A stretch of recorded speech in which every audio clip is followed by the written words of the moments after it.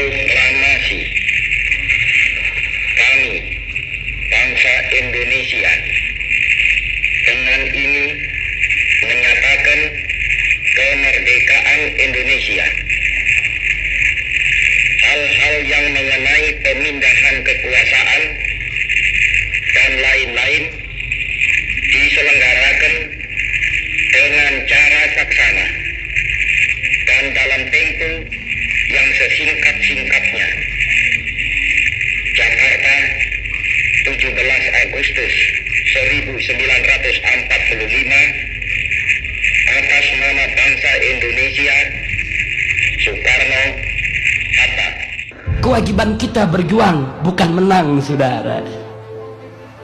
Intinya jalankan saja perjuangan. Menang kalah urusan Allah. Itu yang dijalankan oleh Sayyidina Abu Bakar Siddiq. Karena keimanannya yang kuat, keikhlasannya yang luar biasa, ketakwaannya yang tinggi, Allah berikan anugerah berupa kemenangan. Oh, ada yang mengatakan, Habib, kami sibuk dengan sholat malam, tidak punya waktu perang melawan kebatilan. Pertanyaan saya, apakah sholat malamnya lebih hebat dari sholat malam Nabi? Habib, kami sibuk dengan puasa setiap hari, sehingga kami tidak punya waktu untuk turun ke jalan perang melawan kebatilan. Saya mau tanya, apa puasanya lebih bagus dari puasanya Nabi? Habib, kami sibuk dengan zikir, dengan wirid, dengan hizib. Kami nggak punya waktu untuk menyuarakan melawan kebatilan. Apakah zikirnya lebih banyak dari zikirnya Nabi? Apakah wiridnya lebih hebat dari wiridnya Nabi? Rasulullah Sallallahu Alaihi Wasallam uswatun hasanah, suri tauladan yang baik di setiap aspek kehidupan. Sholatnya paling bagus, puasanya paling bagus, zikirnya paling bagus, zuhudnya paling bagus, tahajudnya paling bagus, aneka ragam amal ibadahnya paling bagus. Tapi sungguh pun begitu, Nabi tidak pernah melupakan untuk turun menegakkan amar ma'ruf nahi munkar, saudara. Takbir. Dan Nabi juga tidak lupa untuk mencabut pedangnya, mengangkat senjatanya tatkala dibutuhkan untuk membela agama. Jadi jangan sholat malam dijadikan alasan. Jangan sibuk berzikir dan wirid dijadikan alasan. Jangan, saudara. Ada kemungkaran di sekitar kita yang tidak boleh dibiarkan. Kewajiban kita bersama untuk melawan itu semua. Semoga Allah memberikan kemenangan. Amin ya Rabbal Alamin. Ingat, kewajiban kita berjuang, bukan menang, saudara. Bukan. Maka itu saya teringat tatkala Sayyidina Abu Bakar Siddiq radhiyallahu ta'ala anhu memutuskan untuk memerangi orang-orang yang menolak membayar zakat, saudara, dengan mengatakan zakat itu sudah tidak menjadi kewajiban agama lagi. Kemudian Sayyidina Abu Bakar Siddiq radhiyallahu ta'ala anhu memutuskan untuk memerangi mereka. Sayyidina Abu Bakar mendapat protes dari sahabat setianya, juga sahabat setia Nabi, yaitu Sayyidina Umar ibn Khattab radhiyallahu ta'ala anhu. Apa kata Sayyidina Umar? Ya khalifata Rasulullah, wahai khalifahnya Rasulullah, wahai Abu Bakar Siddiq, ittaqillah, takutlah engkau kepada Allah. Bagaimana kita memerangi mereka sementara mereka yashhadu an la ilaha illallah wa anna Muhammadar Rasulullah, sementara mereka masih memberikan kesaksian, masih mengucapkan 2 kalimat syahadat, mereka masih menegakkan sholat, mereka masih puasa Ramadan. Kenapa kita perangi mereka? Singkat cerita, saudara, setelah Sayyidina Abu Bakar Siddiq menyampaikan alasannya, tapi yang menarik adalah pada akhir apa beliau katakan? Beliau katakan, wallahi ya Umar, demi Allah hai Umar, andai kata aku hanya seorang diri, tetap aku akan perangi mereka agar mereka kembali ke jalan Allah. Walaupun sendirian, saudara.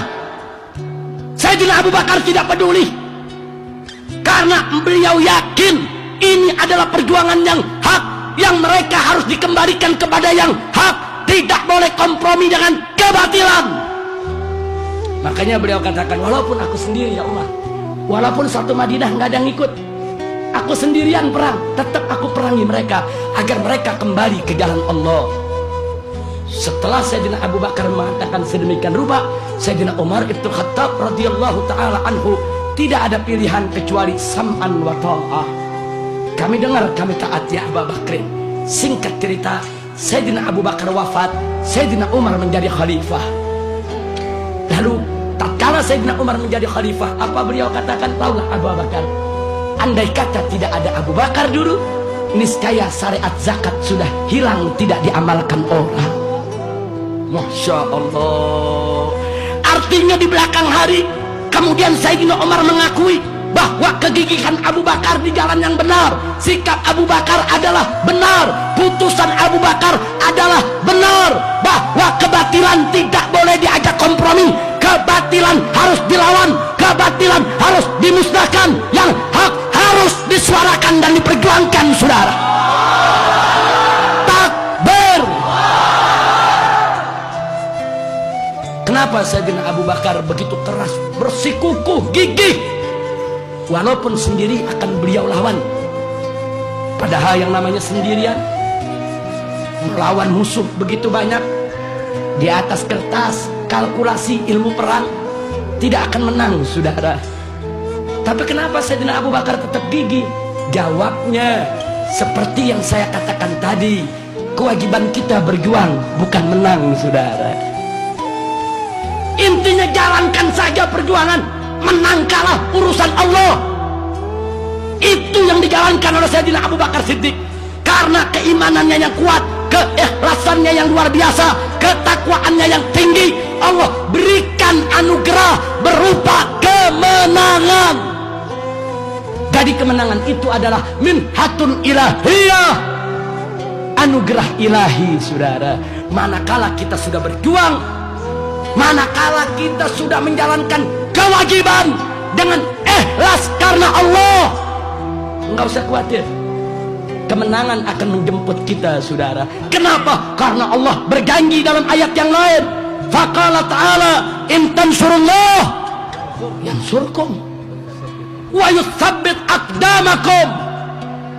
Allah yang menyatakan dalam Al-Quran, jika kamu sekalian menolong Allah, membela Allah, memenangkan agama Allah, yansurkum, niscaya Allah pasti memenangkan kamu sekalian. Ini janji Allah, saudara.